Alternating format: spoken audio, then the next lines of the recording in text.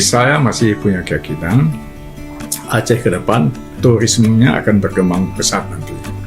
Kenapa? Pulau Sabang itu pernah datang kepada saya investor dari Kanada dan dari Italia. Join mereka waktu itu ingin minta sewa Pulau Aceh itu termasuk Sabang 100 tahun. Wow. Saya tanya, mau dijadikan apa? Objek wisata, kata. Kenapa Anda tertarik? Karena di bawah Pulau Sabang itu ternyata bisa diving ya, dan terumbu karangnya indah sekali, kata. Begitu juga jenis-jenis ikannya banyak sekali. Nah, tapi waktu itu ya komplit ya, susah. Nah, tapi saya kira permintaan itu akan ada nanti. Dan barangkali Pemda Aceh dengan otonomi khusus juga, mereka akan punya dana juga waktu itu ya. Bahkan satu hal yang di luar itu yang akan menunjang kalau nanti pariwisata di Sabang ini, antara Pulau Sabang dengan Pulau